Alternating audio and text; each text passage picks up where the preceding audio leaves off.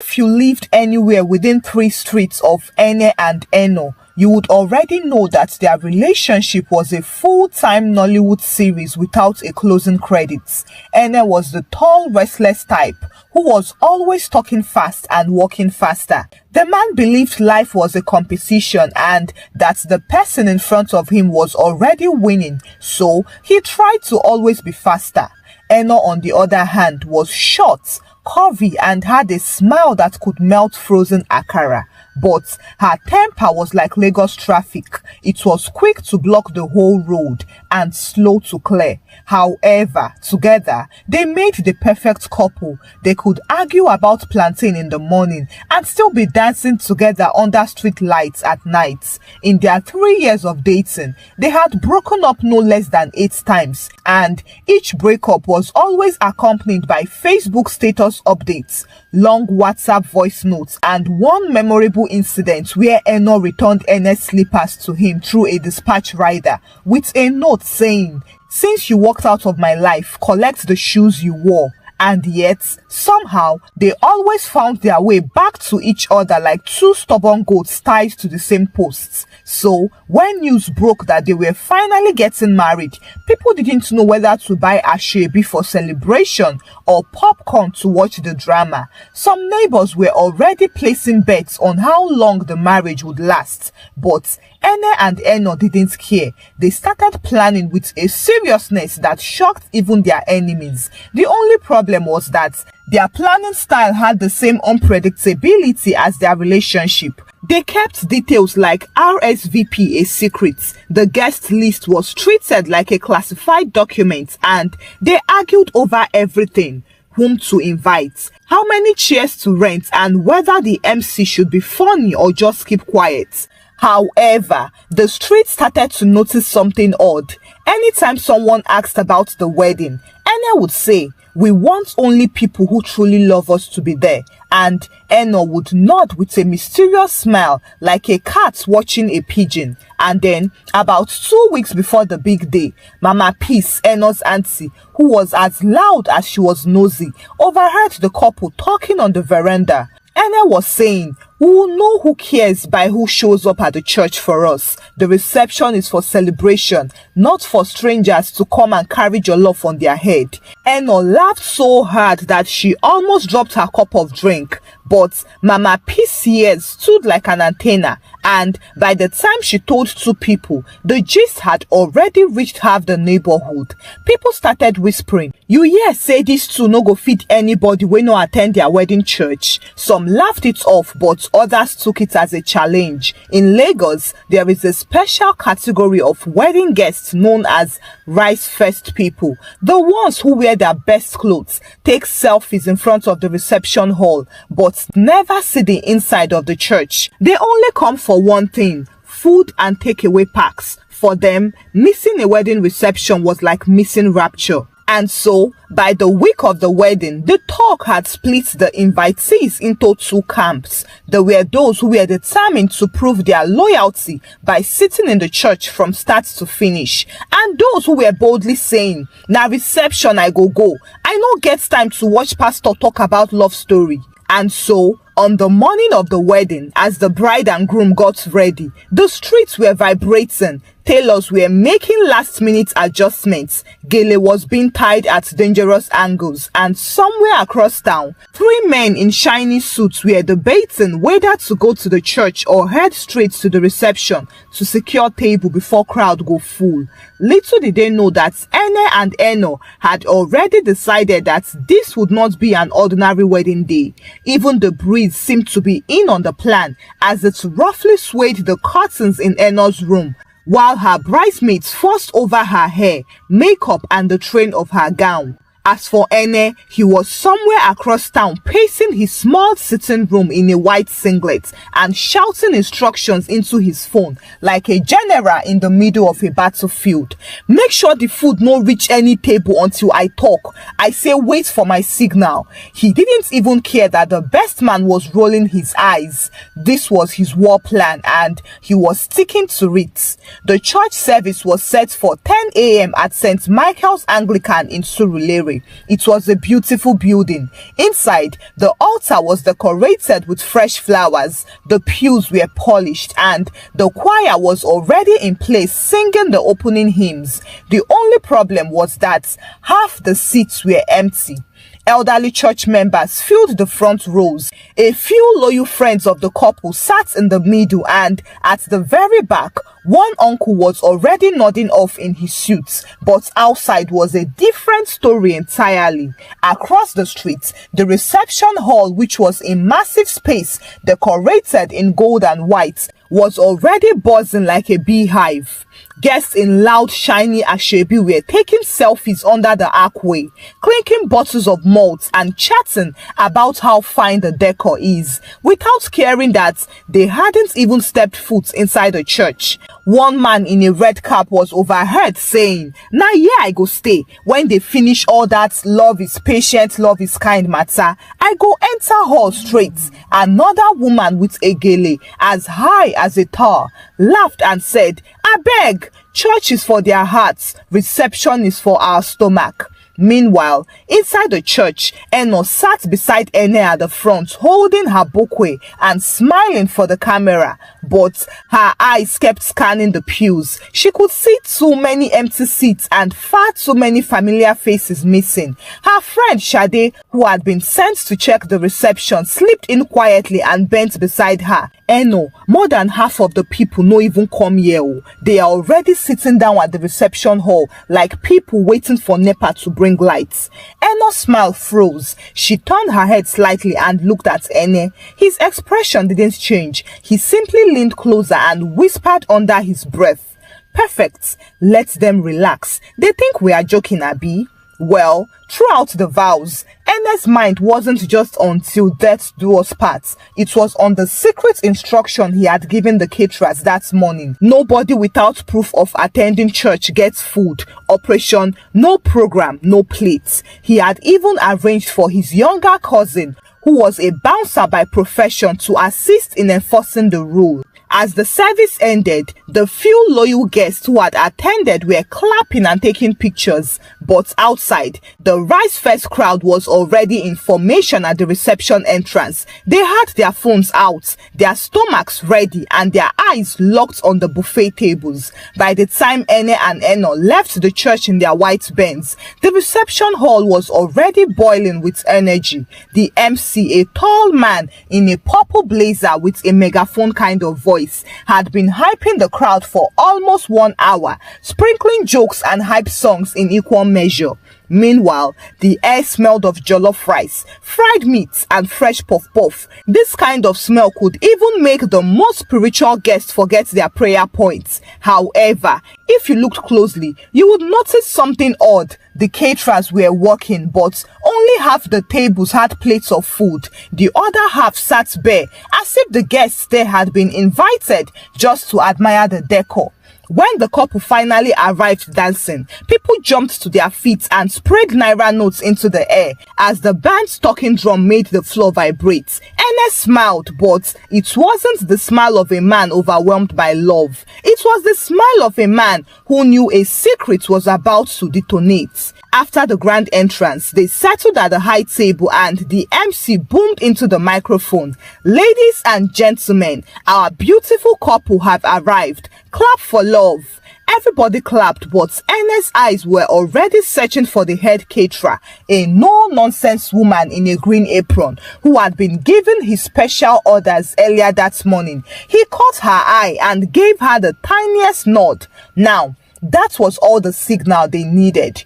Just then, the MC's voice automatically shifted from celebratory to official. "Please, for smooth coordination, we'll start serving food now. However, only those who attended the church service will be served first. Kindly present your church program to the ushers at your table. If you don't have your program, please wait patiently until after the first round of service." The silence that fell on the room was deep enough to hear a spoon drop. At one table near the back, a man in a strong agbada laughed nervously and whispered to his friend, "Did you hear that? Is it a joke?" At another table, a woman with an umbrella gele was already fumbling in her bag, praying that she had mistakenly picked up somebody's program. A young guy in sunglasses muttered, "Which kind of policy be this? Na exam hall?" However, the ushers who had been briefed in secret began moving from table to table. Those with programs were given immediate green lights, while those without were told politely but firmly to wait. At first, the food line moved quietly, but then whispers started. The whispers soon became murmurs, and then the murmurs became full-blown grumbling. One man stood up and confronted the usher. "So, because I no sit in church, I no fit chop? Abeg, serve me jollof before I go vex." But the usher smiled sweetly. "Sorry, sir, no program, no plates." From the high table, Ene was sipping his drink slowly and watching the drama unfold like a man enjoying a football match. Eno leaned in and whispered, "Your plan is working, oh." At the back, some guests without programs began sneaking towards the buffet table, trying to blend in with the qualified guests, but the caterers were hawk-eyed. One even blocked a man with a tray of plantains, saying, "Sir, please respect yourself. No program, no plantain." And by the time the first round of food was served, half the hall was happily eating while the other half sat in hunger, shame and disbelief. And just as tempers began to simmer dangerously, Ene decided it was time for the second phase of the plan, a move that would turn their frustration into chaos. The second phase of Ene's plan was not written anywhere in the wedding program. Neither did it come with any announcement, but it was the part he had been waiting for all day. By this time, the no program, no plate policy had done its job. The hall was divided into two clear territories: the kingdom of the Fed, where the guests were laughing loudly, licking turkey bones, sipping cold drinks, and even asking for second rounds, and the Federal Republic of the Hungry, where guests sat stiffly with forced smiles, holding empty cups, pretending to be deeply interested in the table centerpiece, and staring at the buffet like Israelites looking at the promised land from afar.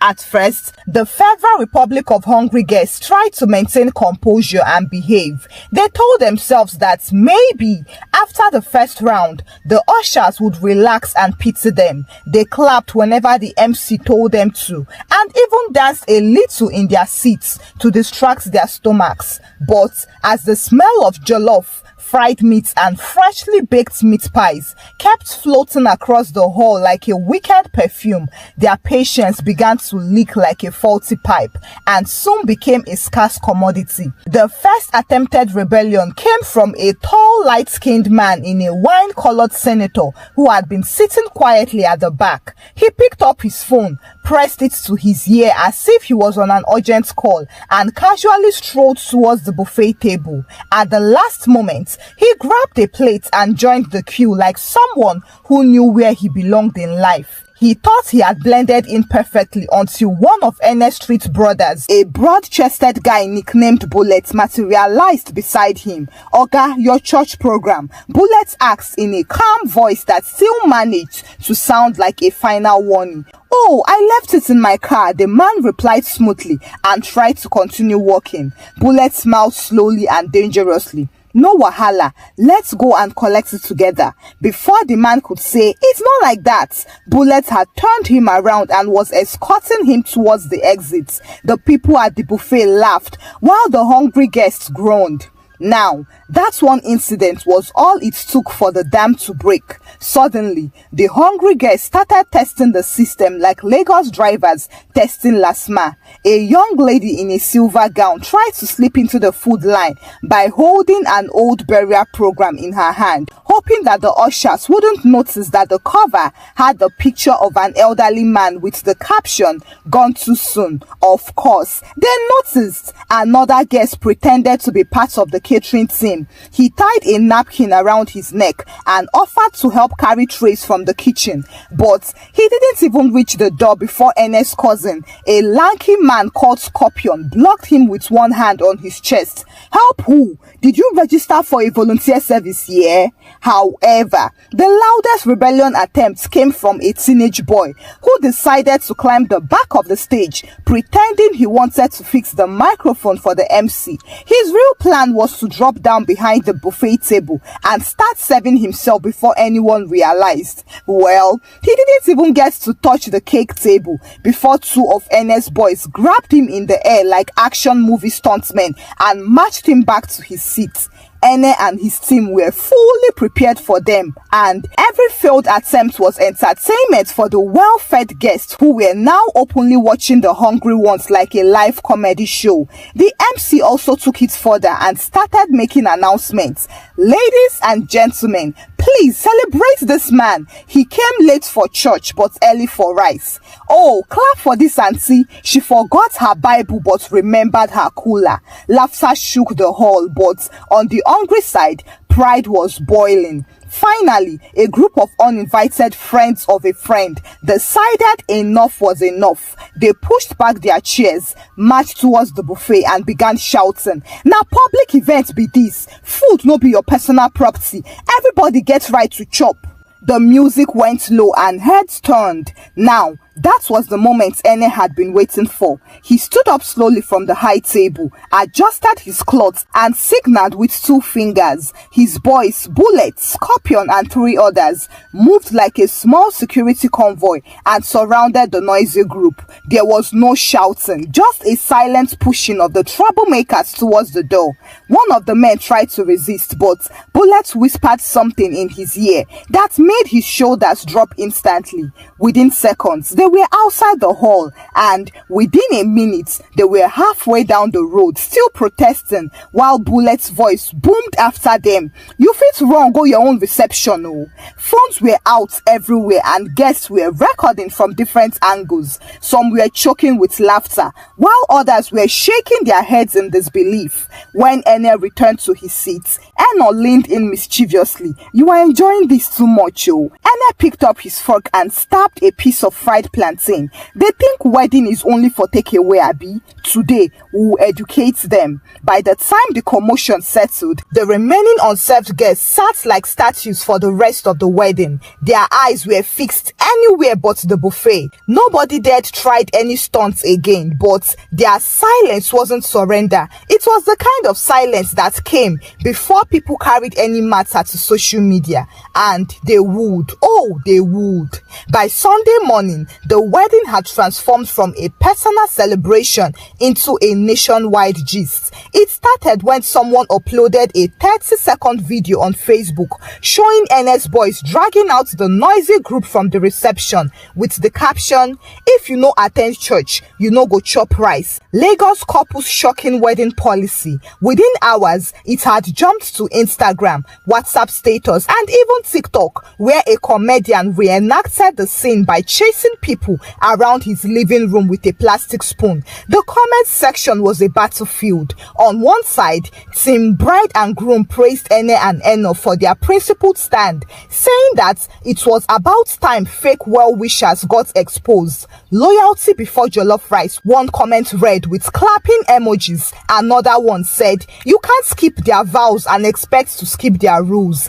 This is premium wedding planning." But on the other side, Team Hungry guests dragged them like market wheelbarrows. Petty couple with small mind. You think marriage is about testing people's loyalty? Now food be hospitality. God will judge you for humiliating people on your wedding day.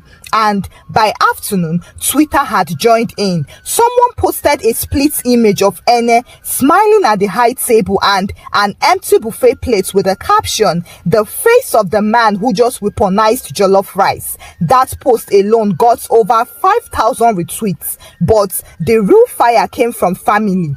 Eno's phone didn't stop ringing. Aunties she hadn't heard from in 5 years were calling to scold her. One auntie in the UK sent a 7-minute WhatsApp voice note full of epic proverbs about how you don't turn a feast into a battlefield, and when the drumbeat changes, the dancer must change his steps. Ene's uncle, a church elder, came straight to their house that evening with a deep frown that could plant maize. Ene, so you chased guests from your wedding? In my time, even gate crashers left with food. This your generation has no shame. Ene tried to explain, Uncle, these people didn't even enter the church. Oh. They were sitting at the reception like vultures. We can't feed people who couldn't spend 1 hour of prayer with us. His uncle shook his head and muttered, and now you have made enemies who will never forgive you. Hope your rice was worth it. However, not all the anger came from opportunists. Some genuine invitees who had missed the church service for genuine reasons felt deeply humiliated. There was the old family friend from Ibadan who had been stuck in standstill traffic for 3 hours only to arrive and be told that he needed a program to eat. There was Eno's former lecturer whose car had broken down on 3rd Milan Bridge. Both of them left quietly, but words later reached the couple that they were very offended. Meanwhile, the caterer who had been contracted for more plates than were actually served found herself staring at coolers full of untouched food. But Ene, who was still in full control of the narrative, told her, "Don't waste it though. Pack everything for the choir and the church members who came." The leftover feast was delivered to the parish that evening, complete with turkey legs and bottles of malt, earning the couple applause from the pastor. But instead of it repairing their image, it only deepened the wound for the unserved guests who were close to the couple.